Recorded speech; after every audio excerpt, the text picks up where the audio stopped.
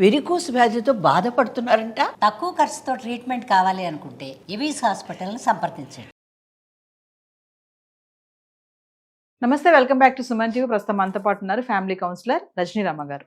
నమస్తే మ్యామ్. నమస్తే నవీన్. మ్యామ్, బయట చూసుకుంటే అమ్మాయిలు అబ్బాయిలు కలిసి తిరుగుతున్నారు, కలిసి మాట్లాడుతున్నారు, కలిసి నవ్వుకుంటున్నారు, అన్ని కలిసి చేస్తున్నారు. కానీ ప్రమాద బారిన పడేది అమ్మాయిలే, అవును, అబ్బాయిలు కాదు అంటే ఏం చెప్తారు? అమ్మాయిలకే కదండి జరుగుతుంది మరి ప్రమాదము. సృష్టి అది భగవంతుడు అలా సృష్టించాడు. అసలు ఆడమగని ఎందుకు సృష్టించాడు భగవంతుడు? ఇప్పుడు ప్రపంచం ఒక లైఫ్ అనేది ముందుకు నడవాలి అంటే రెండు జాతులు ఉండాలి కదా. కాబట్టి అమ్మాయి అబ్బాయి ఆడ మగ అనేది ఉండాలి. మరి అలా ఉండాలి అని అన్నప్పుడు ఆడ ఎంత జాగ్రత్తగా ఉండాలి, తనను తను జాగ్రత్త పెట్టుకోవాలి. ఇప్పుడు ఒక పవిత్ర కార్యం కోసం భగవంతుడు పుట్టిస్తాడు.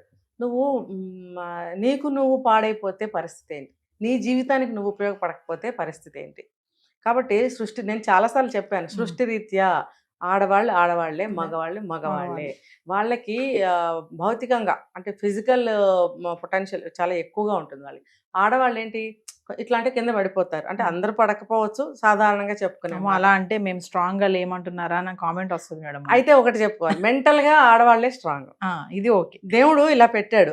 నువ్వు ఫిజికల్ గా నీకు శక్తిని బలాన్ని నేను నీకు ఇస్తే మరి ఆడవాళ్ళు ఎలా బతకాలి? కానీ మెంటల్ గా వాళ్ళకి స్ట్రాంగ్నెస్ ఇచ్చాం. ఎందుకంటే స్త్రీని ప్రకృతితో పోల్చారు, అందాన్ని స్త్రీని ప్రకృతితో పోల్చారు. కాబట్టి స్త్రీ అందంగా ఉండాలంటే నాజుగ్గా ఉండాలి. మరి మగవాళ్ళలాగా ఉంటే బాగుండదు కదా, ఆయన అనుకున్నాడేమో భగవంతుడు. అందుకని స్త్రీని అందంగా నాజుగ్గా పుట్టించాడు. కానీ మరి ఈవిడ ఎలా బ్రతకాలి? కానీ మైండ్ స్ట్రాంగ్గా ఇచ్చాడు. నీకు అది ఇస్తే వీళ్ళకి ఇది ఇచ్చాడు. దాన్ని ఆ రకంగా ఉపయోగించుకుంటూ ముందుకు వెళ్ళలేకపోతున్నారు ఇప్పుడున్న యువత. ఎందుకు? ఇప్పుడు మీరు అన్నట్టు మగవాళ్ళు మగవాళ్ళే, ఆడవాళ్ళు ఆడవాళ్ళే. ఎందుకు అని అంటే ఆ ఎఫెక్ట్ అనేది ఆడవాళ్ళ మీద పడుతుంది కాబట్టి. ఇప్పుడు వాళ్ళు వచ్చి ఏం చేసినా ఈ అమ్మాయికి ఏం జరిగినా ఎవరికి నష్టం? ఈ అమ్మాయికి. అంటే పవిత్రంగా పెళ్లి చేసుకుని బిడ్డల్ని కానీ సంసారాన్ని సాగించడం అనేది వేరే పద్ధతి. కానీ ఇప్పుడున్న పరిస్థితుల్లో చెడుగా తిరిగినా, చెడుగా తిన్నా, చెడుగా ప్రవర్తించిన, నలుగురితో తిరిగినా ఆ నష్టం నీకే, ఆడవాళ్ళకే వస్తుంది. ఇది తెలుసుకోవాలి. కాబట్టి మనం సమానత్వం ఎక్కడ ఉండాలి? ప్రగతి. మనము ఒక అభివృద్ధి పదంలో సమానంగా ముందుకెళ్ళాలి. కానీ ఈ రకంగా మనం సమానం కదా సమానం కదా ప్రతి దాంట్లో పోటీ పడాల్సిన అవసరం లేదు. ఇద్దరు మనుషులే, ఇద్దరు అవసరాలు ఒకటే కాదని అనటం లేదు. కానీ దానికి కొన్ని హద్దులు ఉంటాయి. హద్దులు, ఇది ఎంతవరకు, ఇది ఎంతవరకు, ఇది అతనికి ఎంతవరకు, ఇది ఈవిడికి ఎంతవరకు అనేది ఆలోచించుకోవాలి. ఇద్దరు సమానం అనేది ఈ భూమి తిరగబడినా కూడా జరగదండి. ఎలా అవుతుంది చెప్పండి? కానీ అన్ని రంగాల్లో మరి మహిళలు దూసుకుపోతున్నారు కదా మేడం. మరి అలా అంటే మీరు చెప్పేదానికి కుదరట్లేదుగా పొంతన. అంటే ఆడవాళ్ళు ఆడవాళ్ళే, మగవాళ్ళు మగవాళ్ళు. ఆడవాళ్ళు సాధించిన ప్రగతి వేరు, సాధిస్తూనే ఉన్నారు, సాధిస్తారు కూడా, మగవాళ్ళ కంటే ఎక్కువ సాధిస్తున్నారు. కానీ ఈ విషయంలో తీసుకుంటే ఆడవాళ్ళు ఆడవాళ్లే, మగవాళ్ళు మగవాళ్లే. ఎందుకంటే వాళ్ళని ఎదిరించి, ఇప్పుడు ఏదన్నా ఒక సంఘటన జరుగుతుంది, ఒక్క అమ్మాయి అయినా సరే ఎదిరించి బయటకి వచ్చేయగలుగుతుందా లేకపోతే బలైపోతుందా? మనం చూస్తున్నాం కదా. దీనికి కారణం ఏంటి? వాళ్ళ మగవాళ్ళ యొక్క బలము, అకృత్యాలు. కాబట్టి ఆడది దేవుడు బుర్ర ఇచ్చాడు. ఆ బుర్రతోటి తెలివిగా నువ్వు కష్టాన్ని కానీ నష్టాన్ని కానీ నువ్వు అధిగమించగలగాలి, అది క్రాస్ చేయగలగాలి. అంతేగాని నీ తెలివితేటలు పక్కన పెట్టి నువ్వు ఒక మానసికమైనటువంటి ఒక విషయాలకి లొంగిపోతే, మానసికంగా లొంగిపోతే నువ్వు నీకున్న తెలివితేటలు ఏమైనట్టు? ఒక స్త్రీకి ఉన్న విలువ గుర్తింపు ఏమైనట్టు? మన పురాణాలు తీసుకోండి, చరిత్రలు తీసుకోండి, ఏది తీసుకున్న ఆడవాళ్ళు సాధించినవి ఎన్నో ఉన్నాయి. చెప్పుకుంటూ పోతే కొన్ని వందల వేలు ఉంటాయి. మరి ఇవన్నీ తెలుసుకోవాలి కదా. దీనికి ఇంకొక వీళ్ళకి తెలియకపోవడానికి కారణం ఏంటంటే పాఠాలు స్కూళ్ళల్లో కానీ కాలేజెస్లో కానీ ఒక లాంగ్వేజెస్ ఉంటాయి, హిందీ, ఇంగ్లీష్, తెలుగు. ఇంకా తీసుకుంటే మనకి హిస్టరీ అనే సబ్జెక్ట్ ఉంటుంది. వాటిల్లో తీసుకుంటే ఖచ్చితంగా ఇలాంటివన్నీ వస్తాయి. వీటిల్లో పర్టికులర్గా ఫర్ ఎగ్జాంపుల్ సరోజినీ నాయుడు, లేకపోతే రాణి రుద్రమదేవి, ఇలా లేడీస్ని తీసుకుంటే ఉన్నారు కదా, వాళ్ళ పేరుతోనే లెసన్స్ వచ్చేవి. అప్పుడు ఆడపిల్లలకి ఒక ఇన్స్పిరేషన్గా ఉండేది, నేను పెద్ద అయిన తర్వాత అలా అవ్వాలి, ఇలా అవ్వాలి అనేది ఉండేది. ఇప్పుడు అలాంటి లెసన్స్ రావట్లేదు కాబట్టి మన చరిత్రలో ఎవరెవరు స్త్రీలు ఉన్నారు, గొప్ప స్త్రీలు ఎవరున్నారు అనేది తెలియటం లేదు. తెలుసుకుంటే వీళ్ళకి కొంతవరకు తగ్గుతాయి ఇలాంటివి. అరే మేము కూడా ఆ జాతికి చెందిన వాళ్ళమే కదా, మా స్త్రీ జాతి అంత ముందుకు వెళ్ళింది గతంలో, ఇప్పుడు కూడా వెళ్తుంది, మేము ఏ స్థితిలో ఉన్నాము, మేము ఎంత వెనకబడి ఉన్నాము అనేది తెలుసుకునే అవకాశాలు ఇప్పుడు ఆడపిల్లలకి ఉండటం లేదు. అంటే ఏది ఏమైనా మేడం మగాడే కాబట్టి ఒక హద్దులు వరకు మనం మెయింటైన్ అంతే. చేస్తే మన వరకు ప్రమాదం రాదని అంటారా? అది మెయింటైన్ చేయట్లేదు ఇప్పటి కాలం ఆడపిల్లలు అంటారా? అంతే. ఇప్పుడు నీకున్న శక్తి, నీకున్న సోర్సెస్, నీకున్న తెలివితేటలతోటి ఇంకొకళ్ళ అవసరం నీకేంటి అసలు? ఇంకొకళ్ళ సహాయం నీకు అవసరమా? అదే చదువు చదువుతున్నావు నువ్వు కూడా. ఆ అబ్బాయి చదివే చదివే నువ్వు చదువుతున్నావు. ఆ అబ్బాయి చేసే ఉద్యోగం నువ్వు చేస్తున్నావు. ఆ అబ్బాయిలే వెళ్తున్న లాంటి బండి మీదే నువ్వు వెళ్తున్నావు, కారు మీద వెళ్తున్నావు. పైలట్లు అవుతున్నారు, స్పేస్లోకి వెళ్తున్నారు ఆడవాళ్ళు.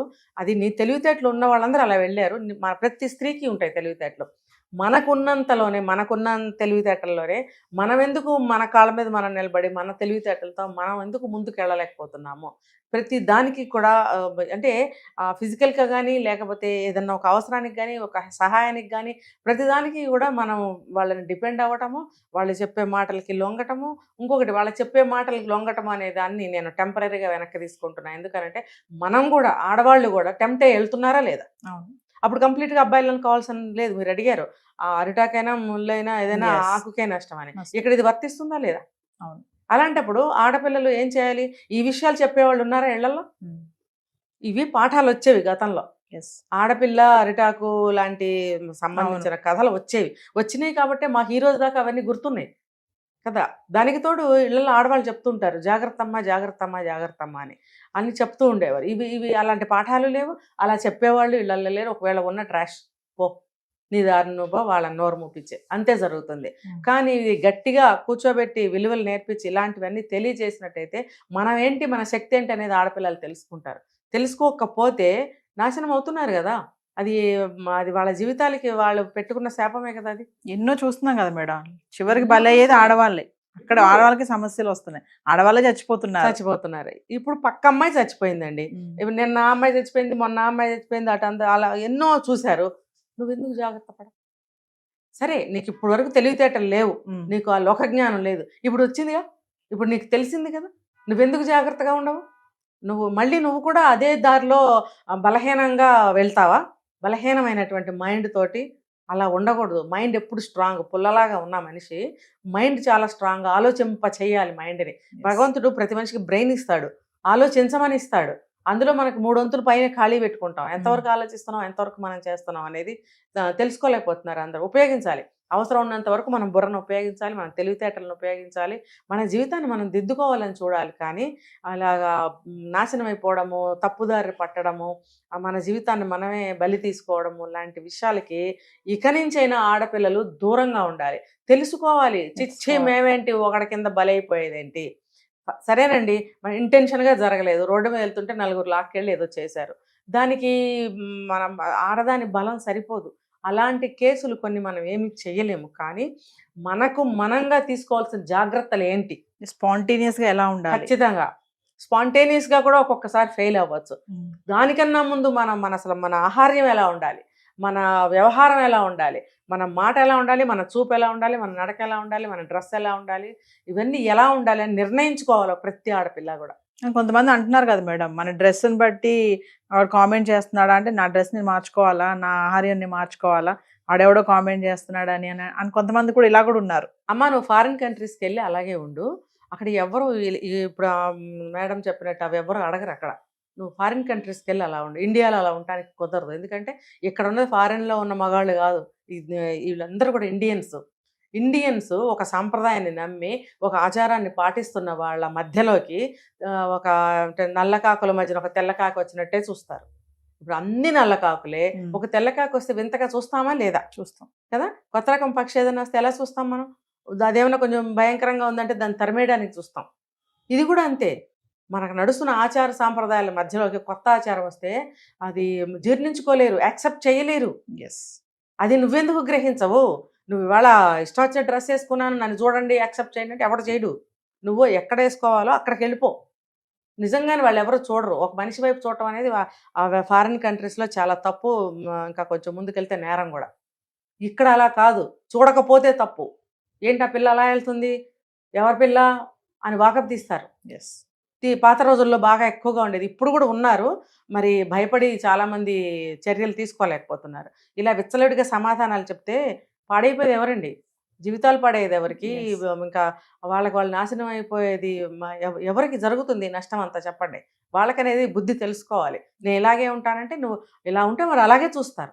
ఎవరిని చూడొద్దని మాత్రం అనొద్దు, చూస్తారు. నా నేచర్ ఇంతే, నేను సరిగ్గా డ్రెస్ వేసుకోకపోతే నన్ను కామెంట్ చేస్తాడా, ఖచ్చితంగా చేస్తారు, నాకు సమస్య అవుతాడా అంటే అని అంటున్నారు కొంతమంది. ఖచ్చితంగా చూస్తారు, ఖచ్చితంగా అంటారు. ఎందుకంటే నువ్వు ఆడపిల్లవి, నువ్వు మగవాడు అనుకో గోచి పెట్టుకుంది నీ వైపు ఎవరో చూడరు. Yes. నువ్వు ఆడపిల్లవి, నీ బాడీ డిఫరెంట్గా ఉంటుంది అబ్బాయి కన్నా.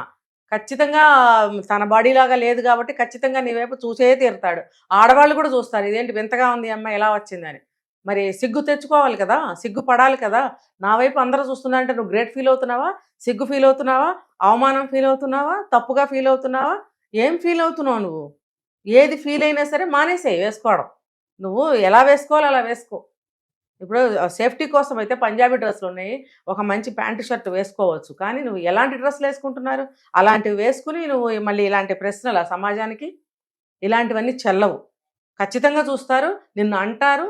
మరి ఏదైనా నీకు చెడు కూడా జరగచ్చు దానివల్ల. నీ బిహేవియర్ నువ్వు ఎలా అయితే ఉంటావో దాన్ని బట్టే నీ లైఫ్ అనేది డిసైడ్ చేయబడుతుంది.